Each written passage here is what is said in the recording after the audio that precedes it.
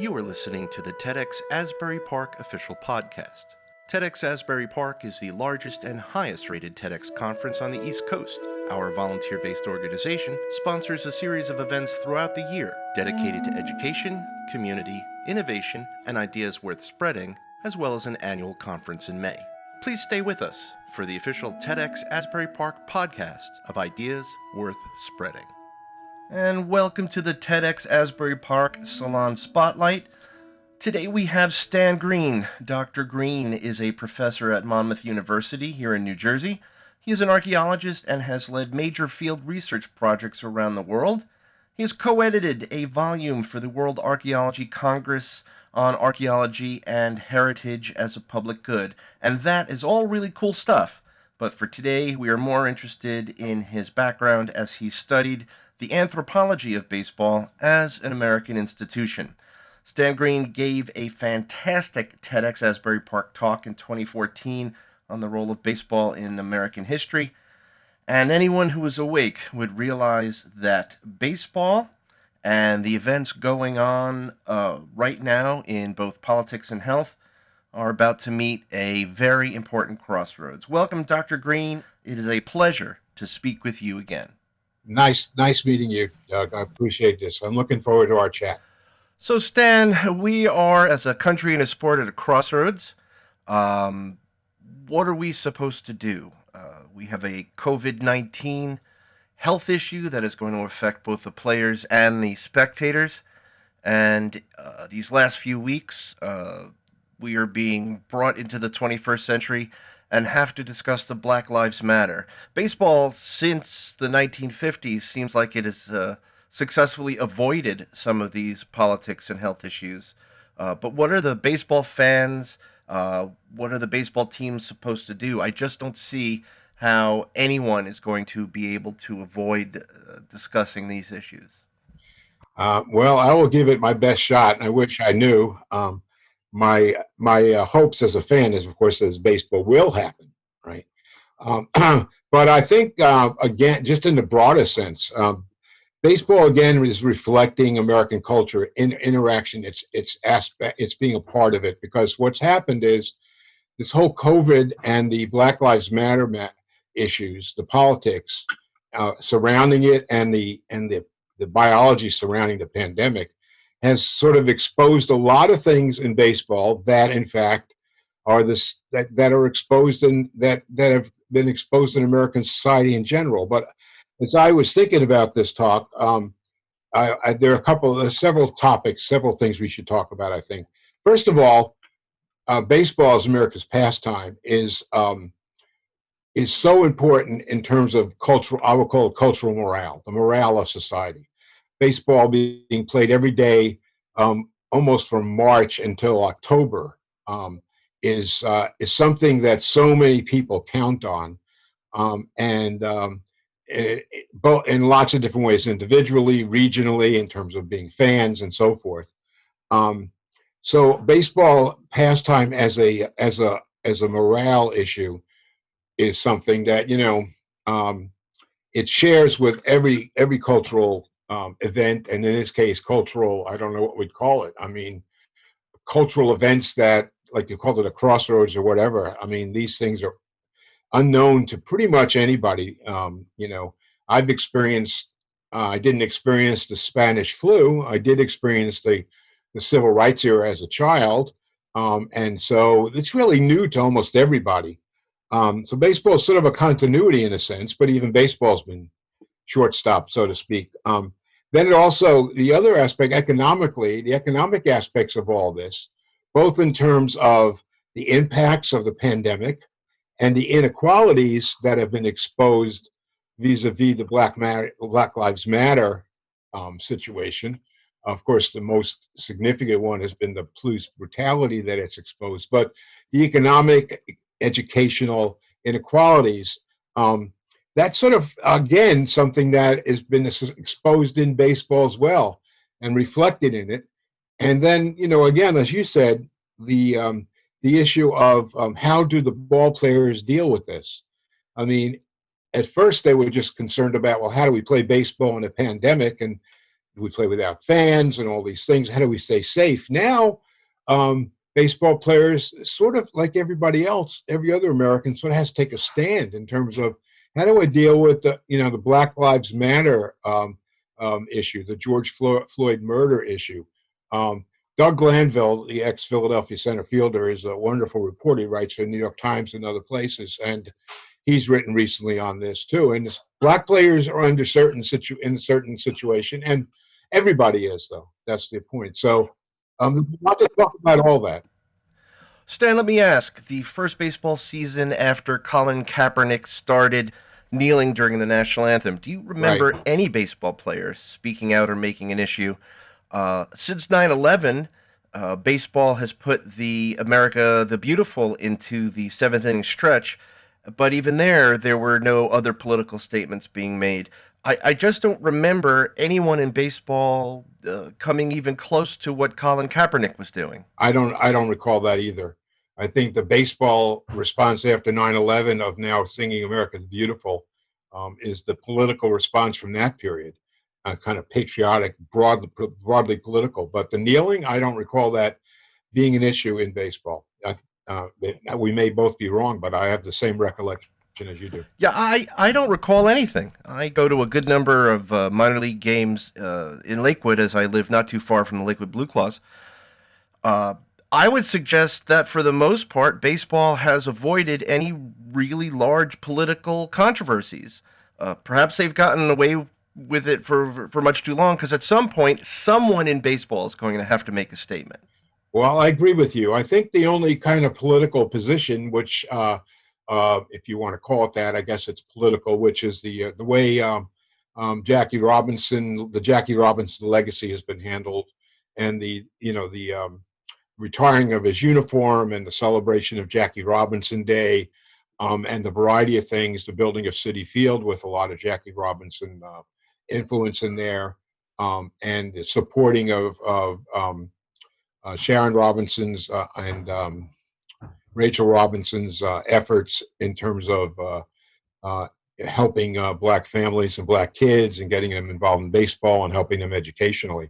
I think baseball's been involved in that sort of at an institutional level, but not at the level of, you're right, as in terms of protest or particular issues or the kneeling issue, and that kind of thing. So you know, I think it has gotten away in certain ways, and maybe it's because it lives. I hadn't thought about this. Maybe because it kind of feeds off the Jackie Robinson legacy and has done a good job with that. And maybe it's sort of a privileged position that shouldn't be taken. Because the other trend in baseball that really people haven't been accounting for is the lack of African American participation at the managerial and administrative levels, and also the decline of Black Americans in baseball itself, partly because it's become so expensive and it's basically become kind of a white suburban sport, and which has excluded marginal communities, or economically marginal communities. I think especially with this the COVID-19 issue, these baseball parks tend to be in cities where if you don't have a crowd attending the game, there's no need for vendors. Right. Having no vendors, the whole idea of a ballpark in the city sort of becomes difficult. Anytime a team addresses a city, they ask for billions of dollars for develop money or investments to build a new stadium, and they argue that the team is going to inject a great deal of money into the local economy. But if no one's going there, if no one's going to the stadium, what's left to support the local economy? Excellent point. And that's an issue. I don't think it's been completely lost, but it hasn't been emphasized, I suppose. So it's jumped to the fore as the labor management issue, which we can talk about. But yeah, the local economy has taken a huge hit. I like to point out when I give some talks on baseball, and I always get the question is, why is baseball? Nobody cares about it anymore. Football is the most popular sport. Well, I dug up some numbers just for this talk, but in 2019, you had 100 and looks like about 115 million people went to either Major League Baseball games or minor league baseball games. And that dwarfs anything that any other sport does. I mean, it's partly because there's so many games, but even the NBA and certainly the NFL. And so much of that means that there's so much more community participation and there's so much more local economic support. And there was an article in the Times today or yesterday about one of the bars near Yankee Stadium called the Dugout, pretty famous. They pay $20,000 a month rent there, and they pretty much have nobody going to it anymore. And because they get 81 games, 81 days where they're overflowing with customers, and now they don't know how many games they'll get, if any. Sure, and when the local team, especially now that the playoffs are expanded, uh, what they probably make during a pennant race and then the playoffs and eventual World Series, the local economy probably pulls in more during those few weeks than probably the entire season. That's true. It's true. It's a huge economic impact. So I've never been really all that happy about teams that are kind of corner communities into building them gigantic stadiums. And that's one thing that Steinbrenner, who's not, there were definitely two sides to that man. But he paid for a lot of that Yankee Stadium. And so, but at the same time, it's a economic and cultural boost like probably nothing else in most cities, or in many cities at least. Um, for the last few days in the news, as the baseball union and the owners have gone back and forth talking about the season and how to apportion the money. Right. Do you think if we get baseball underway, will anyone consider what comes of this season? Will anyone consider it a legitimate season on any level? Um, I'm sure some people will. I think depending on how long it is, it could be a very interesting kind of season. And when they were talking 80 games, I thought, well, that I would consider that pretty much legitimate. Statistically, individually, it wouldn't be. If they go to a 50-game season, it'd be a completely different thing. Somebody pointed out yesterday that the Nationals started like their first 50 games, they were 20 games under 500. So they would have nowhere to go, and they won the World Series. So that's the way baseball is. It's a grind. It's a marathon. So they turn it into a sprint. It's really anybody's game, and everybody's in the game. So it'd be completely different. Now, some people find that exciting. There's an aspect of that. It's novel. I certainly wouldn't prefer that. That's not the rhythm of baseball. But being legitimate in terms of the history of baseball, no, it'll be considered an aberration. And I would imagine the World Series winner in the history books will always have an asterisk next to him if they pull that off. Right, right. Well, there have been other seasons that have been shortened, and I forgot what it was. It was 94, I think. That was the part of the year that there was the lockout. And interestingly, that would have been the year that Don Mattingly finally made it and possibly won a World Series. That's right. So I think so. Poor Mattingly. There's the man. But he's done well for himself, and everybody loves him. But it was maybe no, it wasn't 90. I don't know when it was, but in that year when they divided the they set it up as a first half and second half. Yeah, and the team that won the most games, the two teams that won the most games that year were Cincinnati and St. Louis, and neither one of them made the playoffs because they didn't win the first division. They didn't make it because of the way it was divided. And I don't remember who won that one, but anyway, I should know. But you could see it wasn't that important to us. The season had a giant asterisk next to it. That's right, and it always bothered me. And then there was one year when Montreal was ahead. That was a different one, or maybe that was the same year where it was the one chance. Now, finally, the Nationals have won, which is sort of the Expos. But the Expos were leading, and then the season ended. That was the year the season ended.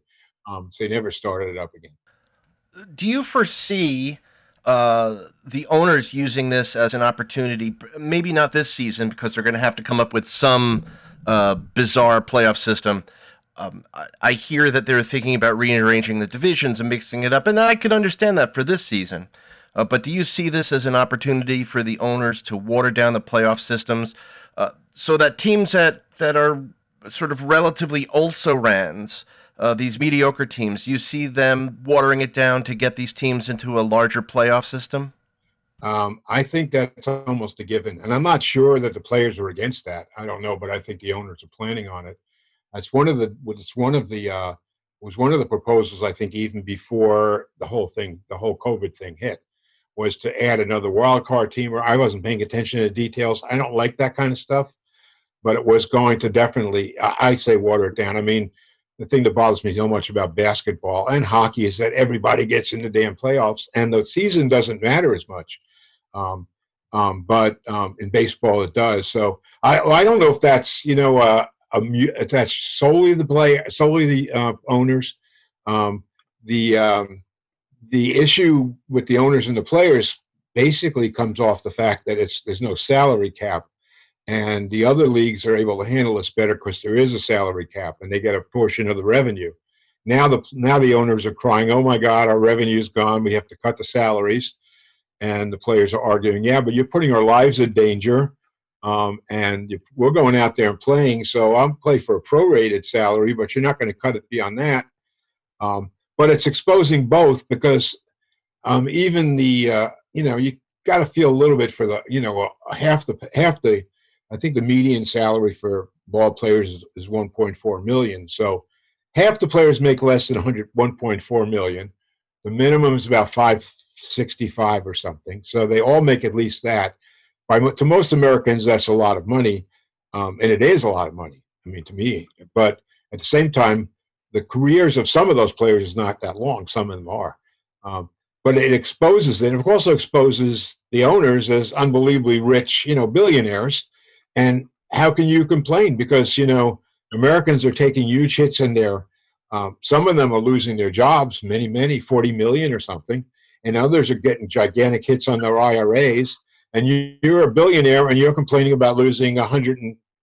I think the Yankees would lose like $150 million. I mean, that's more than we'll ever see. But $150 to Steinbrenners, and the Yankees are worth $5 billion, and who knows what the Steinbrenners are worth. So it exposes again. The broader, just a brush on that, is that exposes the inequalities of the American economy, rich and poor. Yeah, I can certainly see that because I live on the East Coast. We have the Yankees, Mets, Red Sox, Phillies, even the Washington Nationals. These are huge organizations.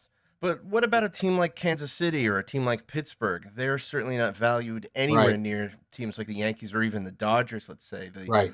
Those are like the A stock major league teams. How does a mid or a small market team ever compete for the next 5 years, even if they're losing such a large percentage of their overall wealth now?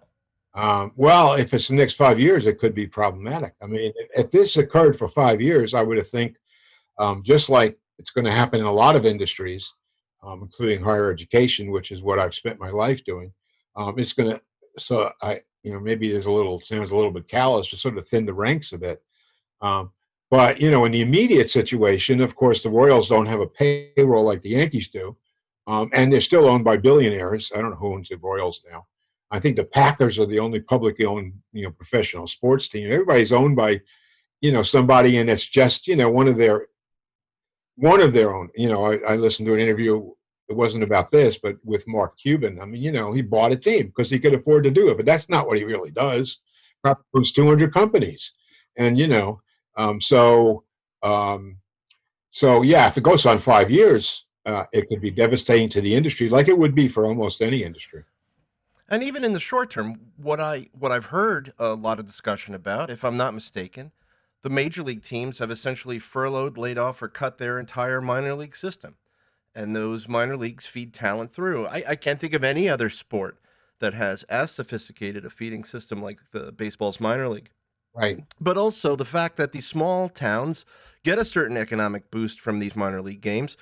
What do you see as the economic impact in these hundreds of little towns losing their teams, and the players who may have been on the cusp of making that big payday having to wait essentially a full season?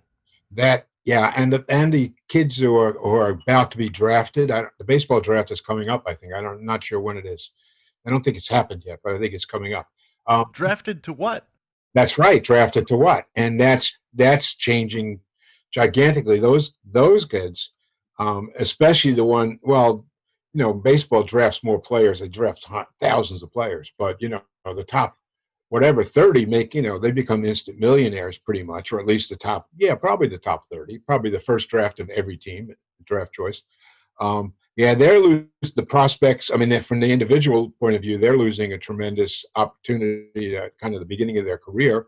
The teams are, especially the local community surrounding the teams, are losing a big industry. It's sort of like the car factory closes, um, and as the team employees, um, including the ball players. Now, I read this interesting statistic or information. Again, thinking about this interview, um, there were 19 teams. There's 30 teams altogether, right? 30, yeah. And there's 19 that guaranteed pay through May 31st for all the team employees. Now we're past May 31st now, so I don't know what's going to happen. Um, the Yankees did, the Mets did not. That to me is unconscionable. I mean, I don't want to be a Met hater, but come on, right? I mean, that's all the people that are employed by the teams. There's only one team that has guaranteed their team employees full pay, not players, but the employees, full pay till the end of the season, and that's San Diego Padres. I'm surprised. I would think that San Diego is really more of a mid-market team than, say, Los Angeles, right? Yeah, oh yeah, compared to Los Angeles, but they've been paying gigantic amounts. They paid Machado 300 million, so they're owned by billionaires too. Their market isn't as big, but the bank account, I guess, at the ownership level is as big. But I didn't know why that. I don't know why that's the case. It'd be an interesting story to follow up as a journalist. But the two parts to that, well, it's three parts. One is that a little more than only half the teams guaranteed through the end of May. The Mets weren't one of them, and then only one team's doing it through the whole season, which seems, I mean, these people are not making a lot of money. I'm sure a lot of these people are making $20,000-$30,000 a year. Some of them maybe are making more. I don't know what they're doing with their mid-level execs. Um, the general managers. Derek Jeter has given up his salary. So some of them are doing that kind of individually. He was, as the CEO, he's making, I think, $5 million, and he just basically said, "I won't take my salary this year." Um, but that's an individual. But as a team, I don't know what the Marlins are doing. But it again exposes, if you just think about it, it seems unconscionable that billionaires. I mean, some people can say, "Well, I don't have control over doing this," but it seems unconscionable that billionaires that own baseball teams are behaving like Jeff Bezos. Bezos did the same thing at Amazon, and he's making, I don't know, 25, 50 million this year, and he's cutting back the pay raises and freezing and furloughing, and then he's hiring at the lowest levels. And again, baseball shows the good and the bad, the good, bad, and the ugly of American society. Do you anticipate if things continue in this direction, especially talking about the college draft, do you think that some of these players are going to pass on the draft and go to other leagues or places such as the South Korean League or Japan? And have you heard anything about the independent leagues, such as teams like the Somerset Patriots? Is there going to be an exodus of young, unsigned talent moving away from the major leagues so they can get their time in and perhaps come back next season as a more mature ball player? I don't see why not. I don't know that. I haven't seen any stats on it, but I don't see why not. They would not take advantage of that, or they just play another year at college if they're coming out as a junior. I don't know how many come out as juniors, but I guess a bunch of them do. I don't know what the numbers are now. I don't see why they wouldn't. People have been going to Japan, just small numbers, and then coming back and signing the big paychecks. And I don't know what Japan pays. They don't pay peanuts. They pay good money for you know major league caliber or triple A caliber ball players for sure. And a lot of these top prospects are going to be come out pretty much. Even they may not start in the triple A, but they could be at that level pretty quickly. And so and maybe major league instantly. So I don't see why they wouldn't. And that'll be a big loss in some ways, um, for the for baseball in general. I think they'll lose people. And Though I understand that teams are talking about expanding their rosters by a few positions anyway, but that certainly is not going to make up for the AAA teams that have 20 or so players who are really right on the cusp of making it into the big leagues. yeah, that's true. Although the latest proposal I saw was that they were talking about, or they're expanding the rosters. They're talking about expanding the rosters to 30. So that would add another four. They were going to go to 26 anyway. And they were talking about developing a taxi league, a taxi club or whatever. What do they call that in football? Whatever. Like a practice squad. Yeah, like a practice squad, who could be called up at any time as part of that 30. And I don't know how that worked with salary. When baseball players go up and down, depending on where where they are in their contract, they could go from major league to minor league salaries too, depending on their contracts. I don't know how they're going to, the taxi squad, I guess they call it, practice squad. I guess they're called taxi squads because they can take a taxi to get to the game. I don't know. I hadn't really thought about that. But so that would help, because if they're talking about 20 players, the top 20 prospects, plus an expansion of 4 on the team, that's 24. Top 24 prospects would cover a lot of their really, top people. So there's obviously good reason why the teams would be thinking of doing that. Not necessarily being altruistic about it, but they're trying to save their talent and keep their talent.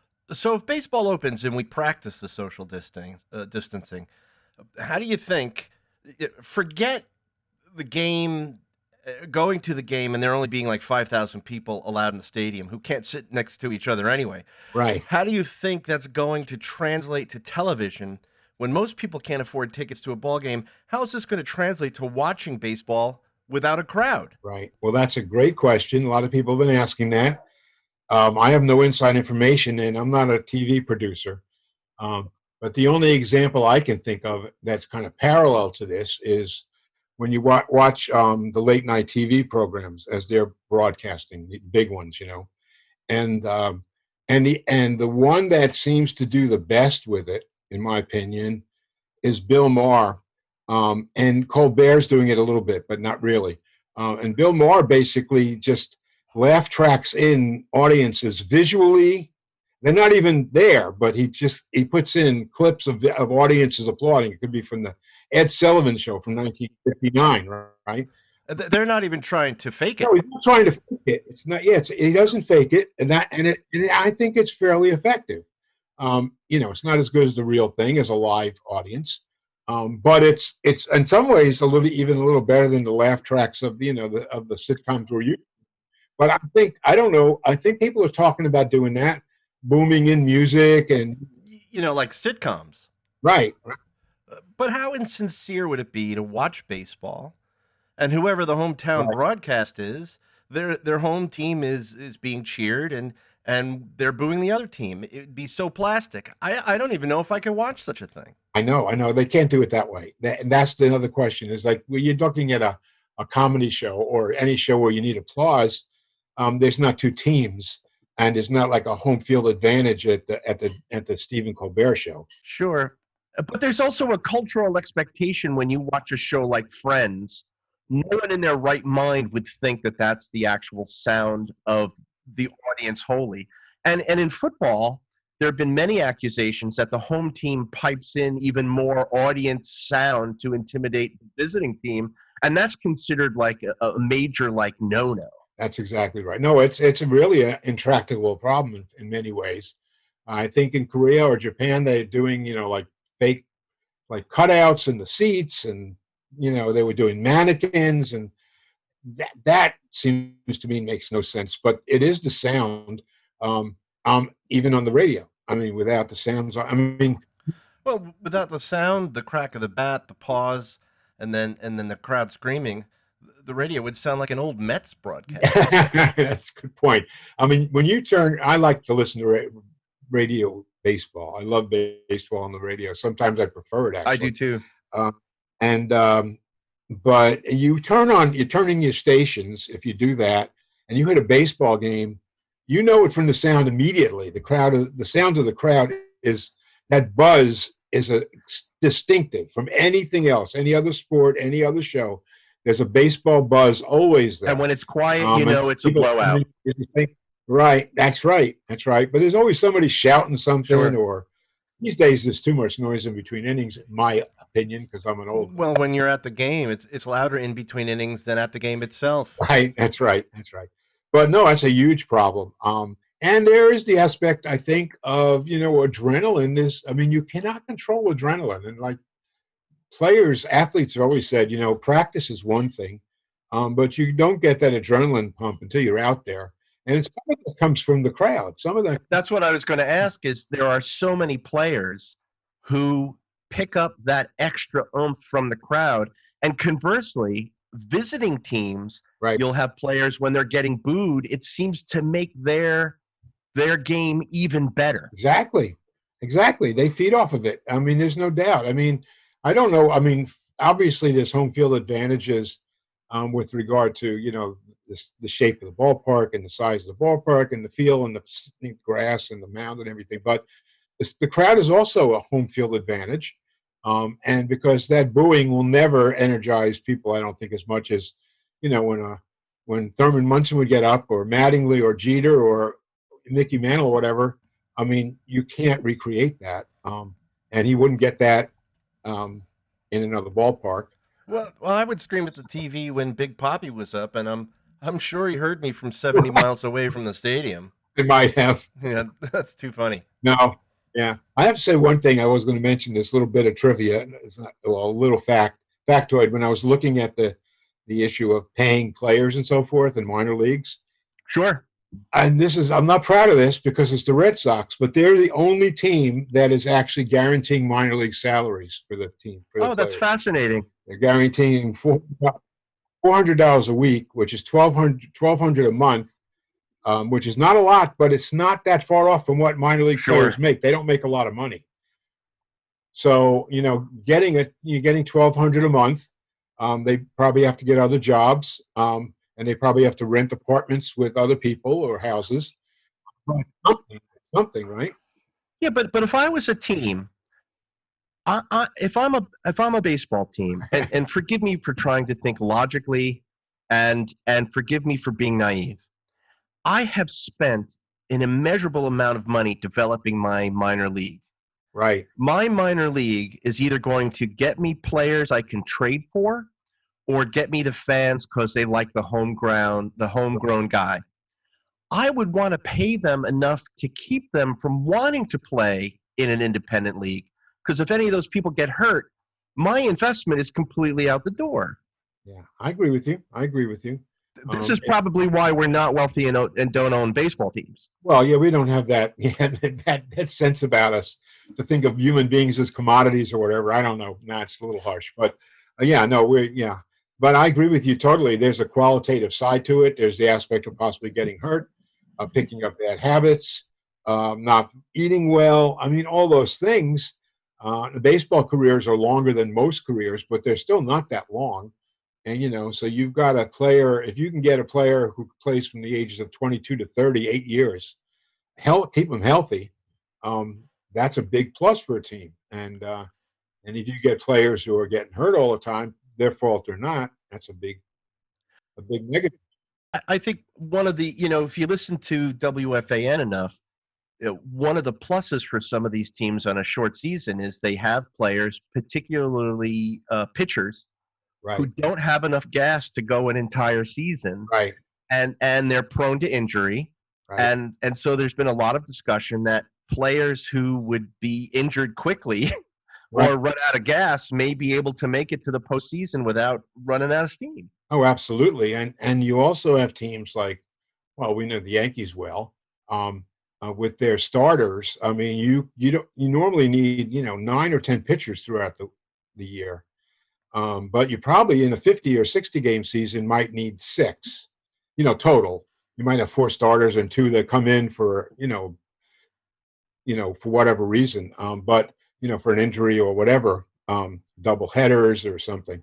And the Yankees, if you only have to go 6 deep, they're hard, and Dodgers, there are other teams like the Astros, there are others that they're going to be hard to beat. The way you beat them is, basically you have a little luck in terms of having them go to their 9th starter and not just their 6th starter. Sure. relievers as well. I mean, think about it. If you know you're only going to play 60 games, and these guys normally pitch 60 times, so you can use them not every day, but you can use them 2/3 of the season, and that's much more than you'd use them. Sure. I don't know how all Chapman and all these guys, and so it is a big difference with regard to that. Are the league still are they still going to have that rule where the reliever has to pitch to, is it 3 batters? Right, as far as I know. Which I want to tell you I'm completely against. I think if you want to pull out your player, that's this, it's got nothing to do with COVID or the politics. I don't like how they're constantly morphing the game to speed it up. Right. I like the game because of the length it is. I've accepted that. And they're not speeding it up. I mean, it's 3 hours, so now it's going to be 255 or 250 or even 245. It's not. They're not speeding it up really. It's. I think it's a misperception. But they're also going to. This is another thing. Another way that baseball about the COVID, how COVID, and along with Black Lives Matter, the protests, but COVID is forcing the acceleration of change across in the country. And I think there are good things. In education, for example, it's forcing the adoption of technology, which I think is we've long fell behind against a lot of other countries because we didn't do that. And it's forcing us to do that. In baseball, it's forcing change. I'm not sure they're good changes. This 3-batter thing, that was going to happen. Now they're going to go, and the NL is going to go DH now. It'll stay that way. And I hate that. I hate that. So you think the national so by the time they're done hoking with it, with the National League having the designated hitter, right? Essentially, there's going to be no substantive difference between the American League and the National League. We don't even have the high strike versus the low strike because of the way the umpires would run their games. So are they going to just divvy up the country and make it all essentially regional? Will it be Yankees, Mets, Phillies, Nationals as the American League or the League East? It could happen. I mean, here's again the accelerating change. Baseball doesn't like to change very much. Although it's changed a lot in the last 150 years, but it changes, in some relatively small ways. Although sometimes they have big impacts. I think that this is going to homogenize things a bit. If the DH, I hated the DH, and I think it's puts the American League at a disadvantage, although in the World Series it doesn't seem to be as big a disadvantage as you think. But teams build around, little things like that. It's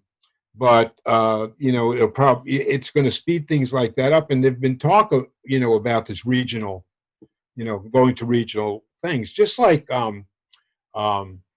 interleague games. I hated that. I hate interleague games because to me it was always exciting to see the New York teams play a team they've never played before if they made it to the World Series. Sure. That made the World Series was so different. Now they have records against each other usually, almost always. And they know how each other hit and bat and field. There's no unknowable at the way it was before that. Right, exactly. And even in the spring training, they do practice a little bit together, but they try not to use the same players. And there's a lot to say about that in terms of when you get into the baseball weeds, about familiarity between batters and pitchers and so forth. The impact of regionalizing baseball could have a big cultural impact, I think, because for me, the Yankees-Dodgers was always the rivalry. The Red Sox. Once they went into the divisions and so forth, that became a big rivalry. This will create different rivalries. So not necessarily bad, but it will kind of divide the country in a different way. I don't want to have red state versus blue state baseball or whatever you call it. I like to have baseball, right? I don't want it to be that way. Sure. And where do you put the Cardinals anyway? They're right on the Mississippi. I mean, where do you put them? West, east? I don't know. I guess the Astros would go west. Well, I have to tell you, I still get confused that the Brewers are in the National League and the Astros are in the American League. Yeah, that was a change. That was a big change, right? And that's had pretty big impact recently. But I think again, I don't know how it's going to go, but I think it's going to go faster than it would have gone, because in these periods of kind of turmoil, and we're kind of no holds barred, we just got to do this and get this thing done. Okay, well, we can minimize the travel. Well, that cuts back costs. The owners like that. The players probably like that. There's probably economic benefit to both of them. But that creates a very unbalanced season. Right. And so being the American League East champ, I can't say in the old days, but I liked a balanced season, right, because I wanted to know how my team stacked up equally against all the other teams. right. So with an unbalanced season, essentially we're going to have 3 or 4 divisions that are in constant local playoffs to get to the playoffs. Right. Well, I mean, the imbalance is already there. I mean, we're playing 18, 19 times against your division rivals. That's a lot of games. And in these days, the American League East has been, and it's going to be, it was at least poised to be a great race this year. Everybody but the Orioles looks like they're pretty good this year. Sure. And the West, I don't know as well, but there's some, there's aspects with regard to that. Central's always sort of up for grabs. The Cubs faded a little faster than I thought they would. They may come back, but it'll change everything. I don't know what it'll do to the fan base. That's the other thing. It's a discontinuity, which tends to rub the older fans bad, but maybe newer fans like it. They get their own rivalries now. So the Phillies and the Yankees become a rivalry. That could be a good one. That could be, but I can see from potentially your perspective that baseball as an anthropology, as a history, right, does have these interesting parallels to the mood of the country, where for the most part we resist change until the dam is so creaky and right. so leaking that it just explodes. And then the outcome of that may be so far reaching that it changes our institutions completely.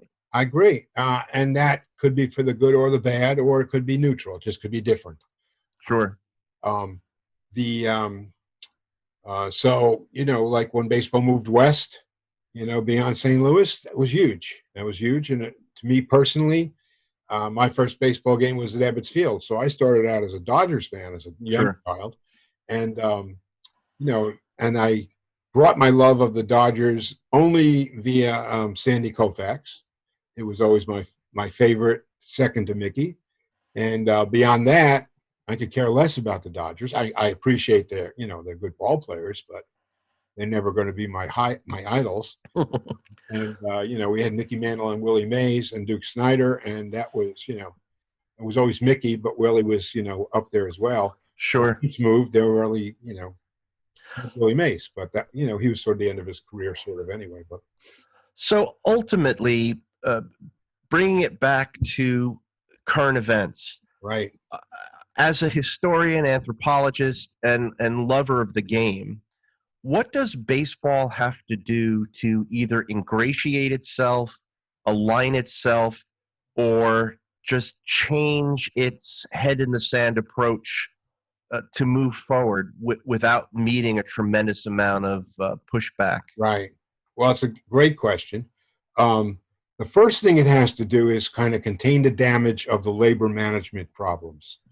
Because if that basically puts an end to the season or becomes really bloody in the public eye, rich owners versus rich players, that tarnishes it. That's what the strike did too. Just the strike does that. Because yes, the owners are rich, but they do own the team, and okay, you can hate them as much as you hate, Bezos. But the players, they're rich too, compared to any, average household in the United States makes $50,000. So the minimum salary for a ball player, major league ball players, is $550, 10 times that. Of course, minor league players probably lower than the average, and most people don't think that, though. Don't think about that. So they have to be really careful. That's probably the most exposed aspect of baseball. the thing that baseball has going, and all the stuff in the weeds, I don't think is that important with regard to this. It may bother you and me, adding the DH or making regions and all that. I don't think that is the big issue. That's the but so there's that controlling the damage, but then taking advantage of the opportunity. That's what a crisis is all about. I talk about that a lot when I talk about education. It's a crisis, but if we take the opportunity, a lot of good things could come out of this. Even 1 year of doing online education. Yeah, it's a little tough, and other parents, I don't have little kids anymore, but I understand, but it can be hugely opportunistic and hugely positive. The baseball has to figure out a way of, because it's the only sport that can do this, the power through and kind of culminate and reinitiate kind of the new America. And it doesn't have to do a lot. I mean, the George Bush first pitch after 9/11 was huge, and no other sport could do that. So that's the only parallel. I don't know what they will do here, but they were talking about opening day being July 4th. That would be tremendous. I don't think they can pull it off anymore unless they act really quickly. They'd have to settle everything by the end of the week, essentially. But if they could do that, and then July 4th becomes opening day, then no longer, April 1st, was opening day, but July 4th, that's a great day to have opening day. Well, I'm July 4th. We're coming out and baseball's back, so America's back. Well, what could be more July 4th than the opening day of baseball? Absolutely. And I'm recalling the evening that President Obama had announced that Osama bin Laden had been killed. Right. And to see the news reports of the baseball games that were still going on, and the way that the crowd started to mumble and cheer and scream, and the games essentially stopped for that announcement. Right. I would hesitate, even the most hardened political misanthrope, if you couldn't feel patriotic when that crowd started to chant. Right. I'm spoiled in this manner because I'm a huge baseball fan. Right. I don't see that happening in a hockey arena. No. I think only baseball can encapsulate that moment of being so proud in that infinitesimal part of being part of something. Right. Well, baseball is seasonal and like no other sport. And, spring training begins, it's called spring training. And it leads to, a 6-month season of almost everyday baseball, pretty much. When there's not a game, it's an unusual happening. And what's more disappointing than turning the radio on and it being a travel day? That's right, exactly. And people like me and probably you pretty much know when the travel days are. And we're spoiled because we have the Mets and the Yankees, so oftentimes at least one of them is going to be on. So on my radio, I can listen to any baseball radio broadcast I feel like listening to. That's exactly right. I have MLB.com too, and yeah, you can do it. And I do it off my phone. So sure. And so I think that I don't know if people think this way. If what's his name, who's the head of baseball? I forgot his name. Rob Manfred. Yeah. Or the well-known owners are thinking, there's a July 4th baseball will make this season memorable, not forgettable, but memorable. They need to have a publicist who brands it that way, but they have to make it happen. And for that to happen, they have to do some serious negotiating, and people have to gulp and take their lumps. But sure. They have to understand. The other thing is, if they tie that to a contract where there's no bloody fights, like, oh, you make too much money, or I'm not going to pay you $8 million for 50 games, and like $8 million for 50 games, I take that. Put me in, coach. Stupid reaction, but it's what it feels like. If they can avoid that, and then if they can market, brand, it's not even really a callous thing. Basically, just make it a part of the opening of America post-COVID, and it, if it coincides with something, Lord knows, that comes out of Washington in terms of legislation, in terms of equality or whatever. I mean, it's a great, again, it's one of those. it could be a really one of those crisis opportunity things of our lifetime. One of the biggest ones that we'll remember, and one that we certainly don't want to forget. If they started August 1st, I don't know what that means. It doesn't mean anything. But here again, what baseball needs to do seems fairly obvious. The million-dollar unanswerable question is, are they capable of getting out of their own way and doing it? Right. Exactly. We think they should and can, but, and quite on, I know that, that Blake Snell was complaining because they had a half a season he was only going to make, well, his salary is $7 million. So he was going to make $3.5 million. He's not going to play for less than $3.5 million. Now, I understand that in a sense, but I'm not going to take a job offer for $3.5 million. No, he's 24 years old and has a whole career ahead of him. Could you imagine? You have an education background. I'm a retired elementary school principal, and I do special ed advocacy. Could you imagine tenured teachers saying they're not going to put in a little extra time to figure out how to do the online conferencing for their kids because they're not making any money? Right. And if baseball goes in that direction, I think it just drives a greater wedge between the haves and have-nots. If they can't get past making $3.5 million to play baseball for 60 games. Right. Look, I know it's their career. I know they have to earn what they can when they can. But I think that would be the greatest insult to just the American spirit of facing the issue and let's fix it and move forward. That's the worst optic you can imagine. And it could happen. And I would hate it to happen because like we're both fans. We don't want baseball to go down the tubes. But, the strike took a big hit out of baseball, especially in terms of, publicity in the public eye because exactly that. They fought over money.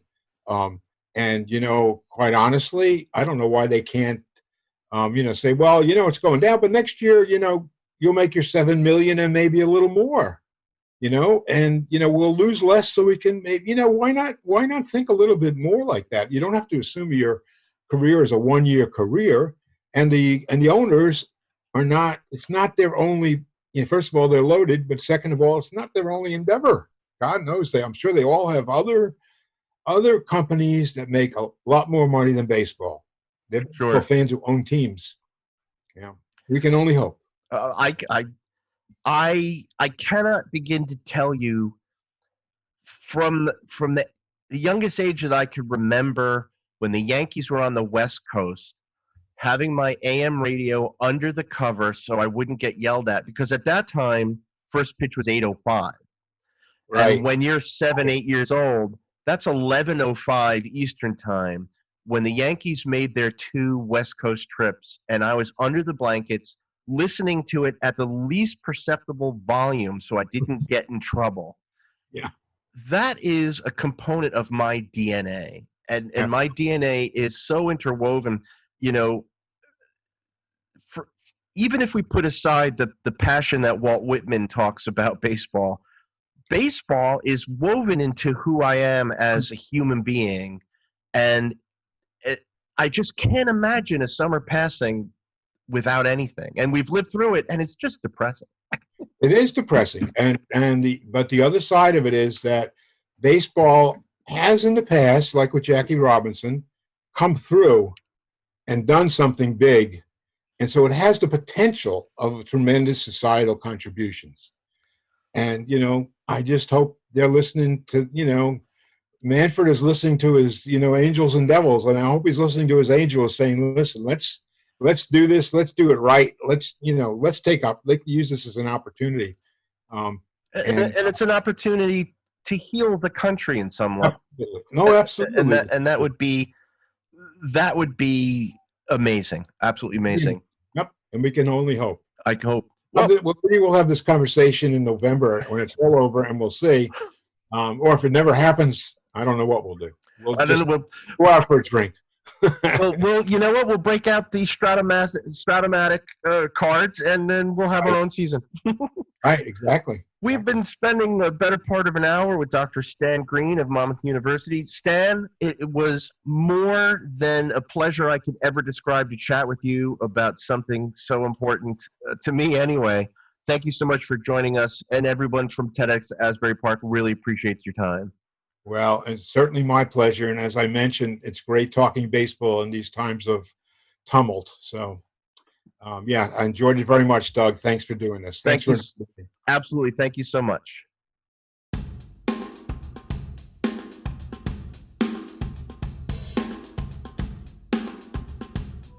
You have been listening to the TEDx Asbury Park official podcast. These podcasts are produced by the many volunteers of the TEDx Asbury Park organization. We encourage you to find out more about TEDx Asbury Park by going to TEDxAsburyPark.com.